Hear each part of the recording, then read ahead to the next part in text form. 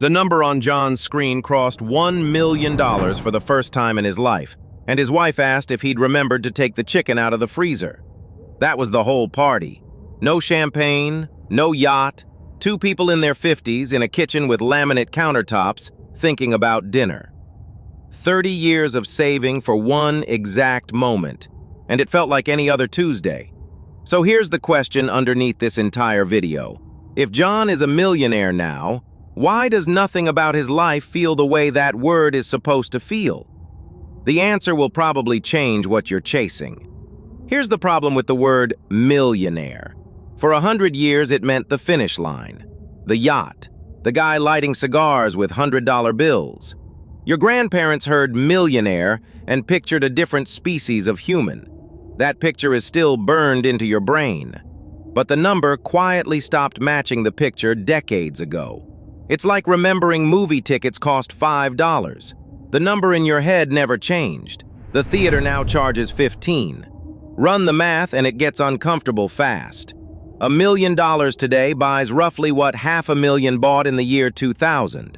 Go back to 1980, and today's million has the purchasing power of about $250,000 back then.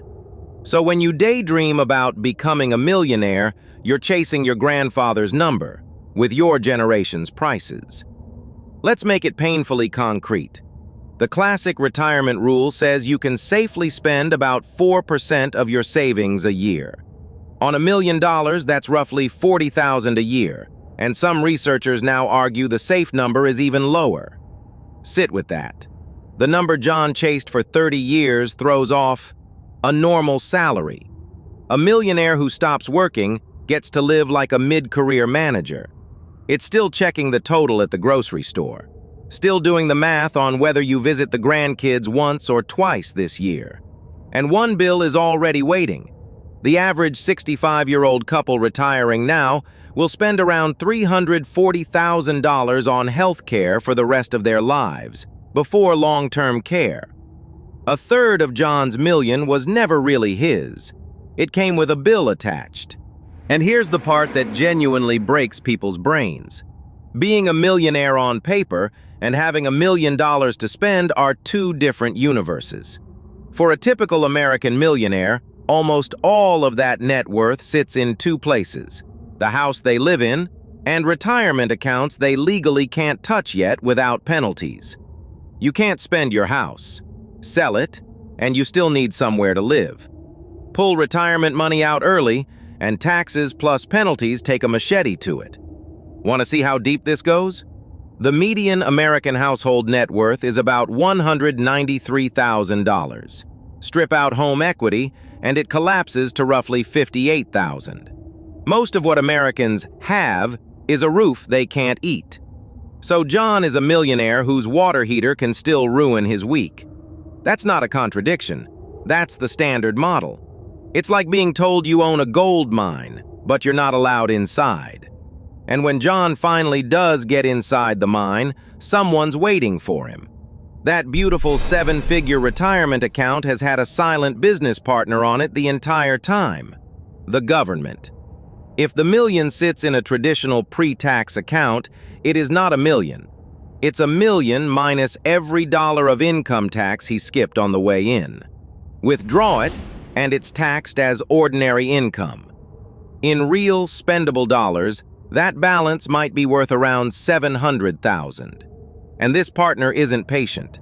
At 73, a rule called the required minimum distribution kicks in, forcing John to pull money out every single year, whether he wants to or not, so it can finally be taxed.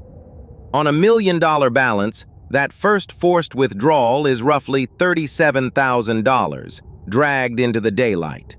The statement said $1 million. The fine print said, "Terms and conditions apply." Now flip the picture, because the real millionaire looks nothing like the commercial.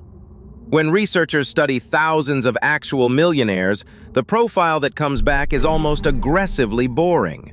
The most common careers? Engineer, accountant, teacher, manager. The vast majority never inherited meaningful money. Most never even earned 6 figures in a typical year. They did one unsexy thing for a very long time. saved a slice of every paycheck, put it in boring index funds, and waited about a quarter of a century. That's John, a high school chemistry teacher who drove the same car until it died of old age. Meanwhile, Todd, 2 doors down, has the giant SUV, the boat he uses twice a year, and a watch that costs more than John's first car. Todd looks 10 times richer. Todd is also one slow month away from the whole thing collapsing like a Jenga tower in a light breeze. The people who look rich and the people who are rich are usually not the same people. Wealth is the car that isn't in the driveway, the vacation that didn't get posted, the watch nobody's wearing. Remember that next time the internet shows you someone's millionaire lifestyle. You're not looking at wealth, you're looking at spending. And spending is the one thing millionaires like John refuse to do. Because the real millionaire lifestyle isn't about looking rich, it's about no longer needing to. Getting there is brutal in exactly one place, the beginning. Charlie Munger famously said the first 100,000 is the hardest, and the math backs him up. Early on, your pile grows only because you keep shoving money in. It feels like pushing a boulder uphill with your bare hands. Then, somewhere along the way, the growth starts outrunning your contributions. The boulder rolls on its own.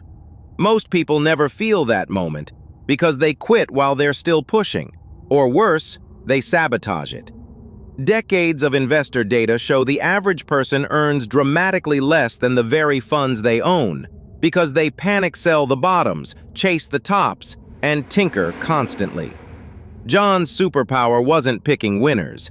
It was doing absolutely nothing on purpose for 30 years. Now let me argue the other side, because I can hear it. Come on, $1 million is $1 million. You're right. $1 million net worth puts John around the top 10 to 15% of American households. It's a genuine achievement most people never reach. And if you're on the way there, nothing in this video should stop you.